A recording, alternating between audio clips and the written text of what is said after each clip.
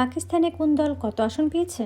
টানটান উত্তেজনা আর উৎকণ্ঠার পর পাকিস্তানের সাধারণ পরিষদ নির্বাচনের 3 দিন পর ফলাফল ঘোষণা করে। গত 8 ফেব্রুয়ারি বৃহস্পতিবার পাকিস্তানের জাতীয় নির্বাচনে ভোট গ্রহণ বাংলাদেশ সময় সন্ধ্যা 6টায় শেষ হলেও ফলাফলের জন্য অপেক্ষা করতে হয়েছে টানা 3 দিন। যদিও শুক্রবার সকাল থেকে আনুষ্ঠানিকভাবে ফল ঘোষণা শুরু করে পাকিস্তান নির্বাচন কমিশন। ঘোষণার ফলাফলে দেখা যাচ্ছে স্বতন্ত্র প্রার্থীরা সবচেয়ে বেশি আসনে জয়ী হয়েছেন।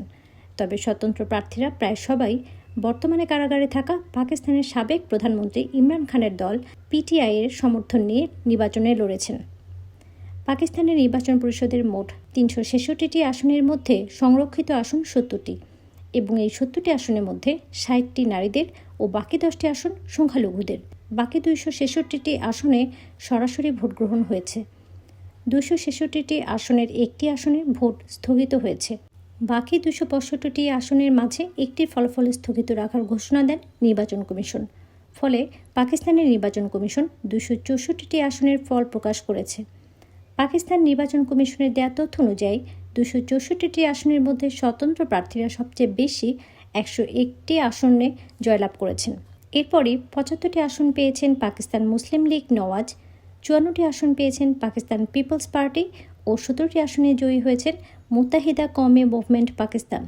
এছাড়াও 17টি আসন অন্যান্য দল পেয়েছে। এককভাবে সরকার গঠন করতে হলে কোনো রাজনৈতিক দলকে জাতীয় পরিষদের 266টি আসনের মধ্যে 134টি আসন প্রয়োজন হবে। এদিকে পাকিস্তানের নির্বাচনের ভোট গ্রহণের 2 দিন পরও পূর্ণাঙ্গ ফলাফল প্রকাশ করতে না পারায় বিশ্লেষকগণ এবং রাজনৈতিক দলের নেতাগণ নির্বাচনের স্বচ্ছতা নিয়ে প্রশ্ন তুলেছে। শান্তিতে নোবেলজয়ী মালালা ইউসুফজাই শনিবার সামাজিক যোগাযোগ মাধ্যমে নির্বাচন নিয়ে এক্সে এক পোস্ট দিয়েছেন। মালালা সেখানে বলেন, পাকিস্তানের অবাধ ও সুষ্ঠু নির্বাচন প্রয়োজন। সেখানে ভোট গণনার ক্ষেত্রে স্বচ্ছতা, ফলের প্রতি শ্রদ্ধা থাকবে। তিনি আরও বলেন, আমি বরাবরের মতো আজও বিশ্বাস করি আমাদের অবশ্যই ভোটারদের সিদ্ধান্তকে অনুগ্রহের সঙ্গে মেনে নিতে হবে।